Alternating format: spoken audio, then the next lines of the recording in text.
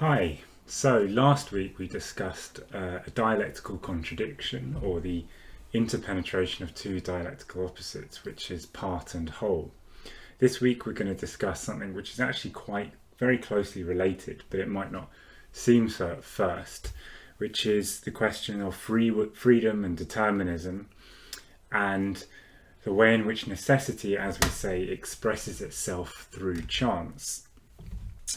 Now, as we discussed last week, the part and the whole are two opposites that cannot be separated, right? You cannot understand the one without the other, and in fact the one expresses itself through the other, and so it is the same with freedom and necessity, or necessity and chance. Now, Marxists, of course, are materialists, as we've discussed extensively. And for that means, of course, that we think that nothing can come from nothing. And therefore anything that happens for a reason. In other words, it's caused, it's conditioned by something else. And for that reason we are known as determinists. And some people say that this means that we are actually fatalists, that Marxists have a kind of teleological belief that everything is sort of predestined, it has to happen. So capitalism has to give way to socialism. Socialism is absolutely inevitable. It's sort of written into the laws of the universe. And therefore all we have to do is kind of wait for this inevitability to come about. Now, we are determinists, so that much is true. But the reason that this accusation of being fatalists is wrong is because it misunderstands dialectical determinism, and it confuses it for crude kind of mechanical determinism. So to understand this, let's start with the question of causation. How do we define causation? Well, with this first glance, it seems very simple, right? Something happens because something caused it to happen, and because there are laws of nature, it had to happen. There was no way it could have been otherwise. One thing begets another, basically, and it is necessary. Now, in a sense, that is true.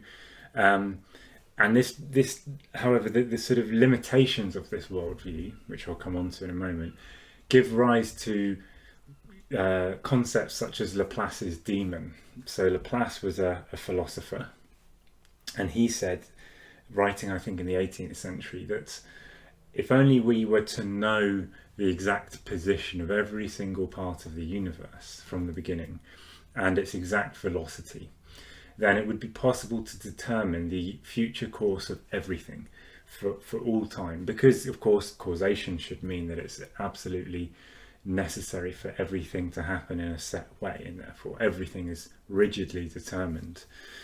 And this is a kind of pseudo-scientific idea, which you get a lot in certain kinds of what we would call crude materialism. Now, Engels pointed out in a quite brilliant passage the problems with this idea, this kind of simplistic thinking, which thinks that everything can be reduced down to these very simple sort of equations, basically, which really grossly underestimates the complexity of the universe, basically.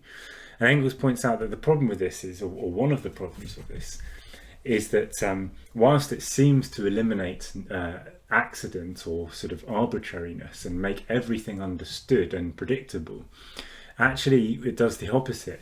It ends up reducing everything to the level of chance and losing necessity entirely. And I'll just give this quotation because it's a very good quotation. It is rather long, so apologies for that. But Engels says the following. He says, "According to this conception, only simple, direct necessity prevails in nature. That a particular pea pod contains 5 peas and not 4 or 6. That a particular dog's tail is 5 inches long and not a whit longer or shorter. And that this year a particular clover flower was fertilized by a bee and not another. And indeed by precisely one particular bee at a particular time. That a particular wind-blown dandelion seed had sprouted and another not. That last night I was bitten by a flea at 4 o'clock in the morning and not at 3 or 5 o'clock, and on the right shoulder and not on the left calf. These are all facts which have been produced by an irrevocable concatenation of cause and effect, by an unshatterable necessity of such a nature indeed that the gaseous sphere from which the solar system was derived was already so constituted that these events had to happen thus and not otherwise. With this kind of necessity, likewise, we do not get away from the theological conception of nature. Whether with Augustine and Calvin we call it the eternal decree of God, or kismet as the Turks do, or whether we call it necessity, is all pretty much the same for science. There is no question of tracing the chain of causation in any of these cases, so we are just as wise in one as in the other. The so-called necessity remains an empty phrase, and with it, chance also remains what it was before. This shows, I think, that if you eliminate one of the dialectical poles, so you only take necessity or you only take accident, you end up really having no ability to comprehend the question. You have to have both of these poles, in this particular case, necessity and chance. Now, of course, it's true that even the most incidental thing you can imagine does have a cause, and if you were to study, it would seem that it had to happen, and that is true. But is that cause generalizable? Is it essential to the nature of the thing? So, for example, if I get bitten by a flea, as Engels says, on my shoulder at 4 a.m, does that have the same necessity as, for example, the fact that over time I grow old? Is that sort of a general feature of my existence that I will get bitten by a flea? I think it's clear that it's not. So causation has to be understood more deeply than as an endless chain of isolated cause and effects that just go on forever and, just a sort of single thread. In reality, it's more like a vast web in which everything affects everything else and nothing exists in isolation. So whilst we think that we can say something like somebody died because they were knocked over by a car, and of course that might be the interesting and important fact that we want to highlight. In reality, of course, there is an infinite web of causes that enabled that to happen. If that person had simply left their house a bit later or earlier, walked a bit faster, had or hadn't bumped into somebody on the way, etc., etc., you can multiply these conditions at will. So actually everything that happens is really not caused by one thing, but the whole web of reality that influences everything. So this is a kind of what we could call a universal causation, an all-sided causation. And with this, patterns emerge, general features, that are patterns which are repeatable and predictable. And these are the more essential features of the matter, essentially, because not only can we predict these things, but we can understand the reason why they take place, and that is really what we're after, basically. So, however, having said that, the accidental elements, these sort of incidental events that take place, remain absolutely vital for this, because these general patterns, the necessity, basically, the laws or whatever, can only exist because, or through, shall we say, this maelstrom of individual, relatively accidental things that take place. There is no sort of necessity that exists outside of these particular events. As Marx himself says at one point, that if that were the case, in other words, if necessity did not express itself through chance, the necessity itself would be mystical. Like how it comes to be that this particular pattern must exist would be absolutely incomprehensible. So we still need to have these sort of accidental elements in the equation. We can't only talk about the sort of general patterns in this abstract way. So we have both accident and necessity, each of which is equally vital to understand what is going on. And this is an outlook which has also been happened upon by modern science, particularly things like chaos theory or complexity theory. And this is because a lot of scientists started to realize that a lot of systems, particularly complex systems, such as the weather, and of course human society is another example, very, very complex systems, on the one hand have these kind of predictable patterns, but on the other hand they are completely unpredictable and seemingly random at the same time. And this is a huge kind of philosophical conundrum that people wrestle with. How can it be both predictable and random? Does that really make any sense? And the tendency for people is always to pick one side, to say, well, no, it's not at all random, it's completely predictable, or to go to the other extreme and say, no, it's totally random and we can't understand anything. Of course, our position is that it's both at the same time, and I'm going to explain this further.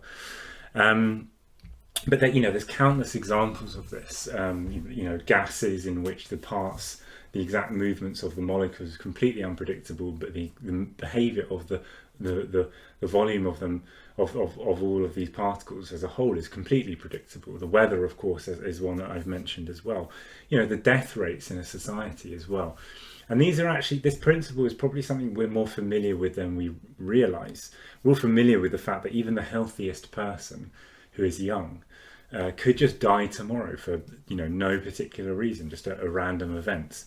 On the other hand, we also think that it is to be expected that the average amount of people that die a year stays fairly constant most of the time and is very predictable, which sort of seems paradoxical, because you would think, well, if one person is unpredictable, then surely 50 million people is 50 million times more unpredictable, but actually it's not that way at all. So why is this, and how do we explain this? Well, as we discussed in previous weeks, the law, or the necessity, or if you like, the pattern, whatever you want to call it, does not exist externally to the thing themselves. As I said earlier, it expresses itself through these accidents. This was understood by Marx when he says the following, and this is a very famous quotation from him: "History does nothing. It possesses no immense wealth, it wages no battles. It is man, real living man, who does all that, who possesses and fights. History is not, as it were, a person apart, using man as a means to achieve its own aims. History is nothing but the activity of men pursuing his aims, or man pursuing his aims." So here it seems as if Marx might be stressing the randomness or the accidental character of society, that it's just men doing whatever they want, and almost as if there is no law to society. But of course Marx does not think that. So how do we explain that? Well, the randomness that scientists might talk about with the weather system, or that we could talk about with society, should be understood as only a relative thing. It's not absolutely random or without causation, right? So take society. Each given person in society, of course, it is unique, and it is unpredictable in the detail exactly what they will do with their lives on any given day. That can't be. You can't say that because we know this person's class background, we know that tomorrow they're going to do this. That's ridiculous. And yet at the same time, people do exist, individuals do exist in a social context, and they are moulded by that context. People are, unfortunately, they might protest, but they are types by and large. People do largely conform to the types of, for example, the class background that they have, and many other things that condition them as well besides class. So people aren't actually so unique. So uniqueness, if you like, turns out to be a relative term. People are types, but people also are unique in the detail, basically. People are influenced by other things, and moreover, they have certain interests. If you come from a certain class, then you have certain interests, which no matter what your personality is, those interests will probably exert themselves over time. There are exceptions, of course, people who break from their class background and do very exceptional things, but by and large, people are moulded by their social environment in that way. So although we say they're random, yes, they are random in the detail, most people, of course, don't stray from the path too much, and therefore, and there are good reasons for that we can explain, which I've just mentioned, the social environment, the interests that they have. So over time, or if you like, across society, one exception is balanced out by another exception in the opposite direction, and these averages, therefore, they compensate one another, and we get a pattern emerging, we get a predictability to society. And therefore, we have, if you like, necessity emerging through this sort of maelstrom of random individuals, but of course, as I've said, only so random. And so this shows how the individual contains the whole within themselves. The one side of the opposite contains the other side, or is expressed through it. In other words, the individual is also partly a type, is part of their class, and is probably conforms to it to a large extent. On the other hand, the necessity, or the sort of the lawfulness of society can only exist through these relatively unique, relatively random individuals. And this is why we say after Hegel that necessity expresses itself through chance. So if we take, for example, social revolution, if a social revolution is necessary, right, if society needs to have a revolution because of the state that it's in, this can't happen sort of because outside of society this law exists and then sort of orders society to have a revolution and to have it exactly on time and in exactly the right way. As I said earlier, such a law would be mystical and incomprehensible. I mean, where would it exist? How would it gain its power over society? It's nonsense. So although the revolution is necessary, it can only express itself, if you like, through the more or less unique individuals that make up society. And of course, those people are unpredictable, and even the leaders of revolutions are relatively unpredictable in the detail, if you like.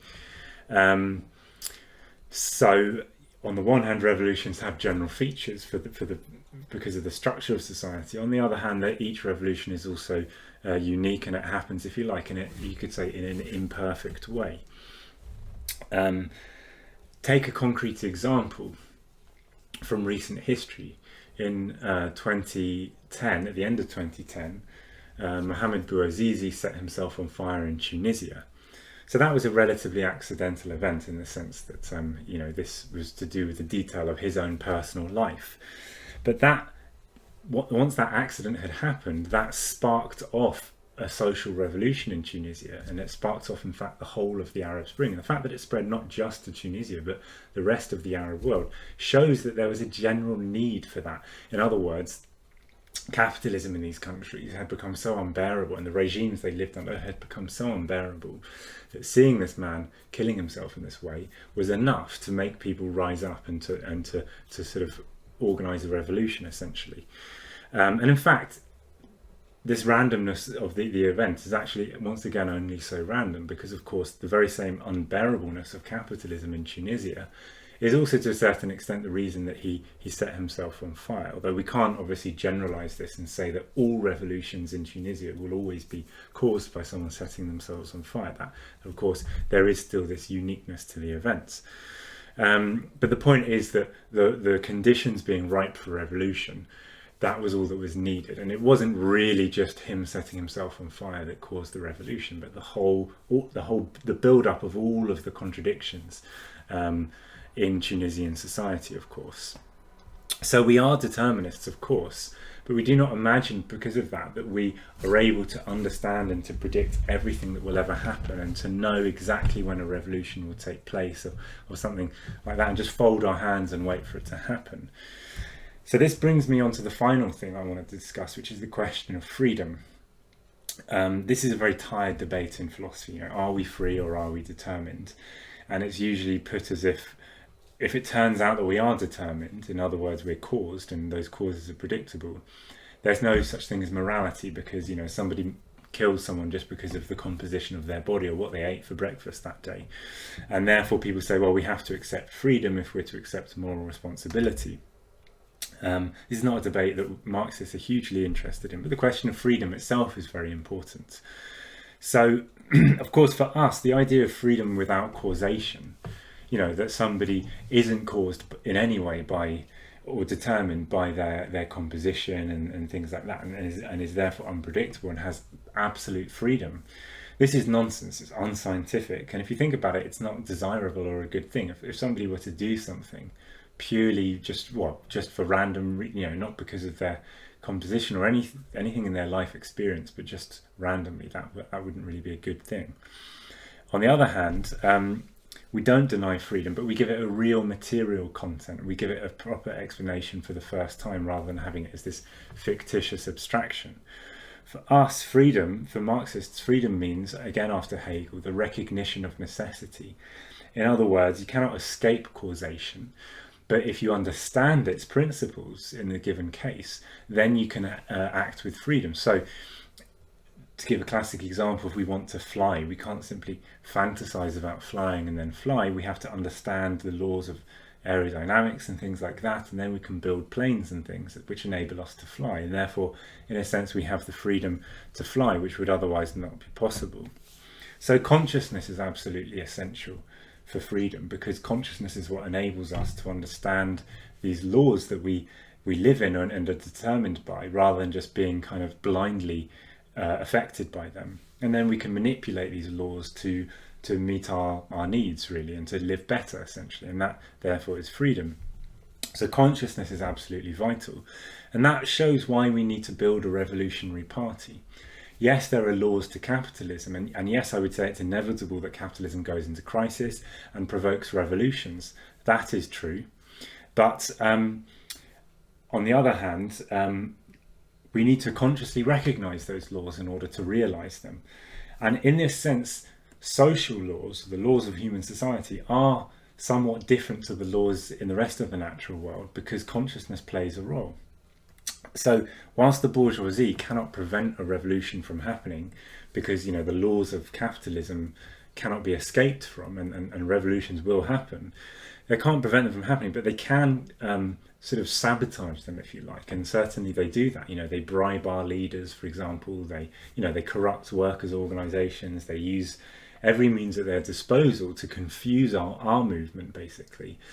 And they've done so many, many times in history. They've shown that no matter how much there is an objective need for revolution and for socialism, it doesn't necessarily come to full completion because of the conscious intervention of the bourgeoisie. And so therefore it follows that we need to recognize necessity as well. We need to recognize that revolutions can and must take place, and therefore build an adequate organization to realize that necessity, which is of course a revolution. That doesn't mean that a revolutionary party, that doesn't mean that a revolutionary party can create a revolution at will and that necessity is no longer important.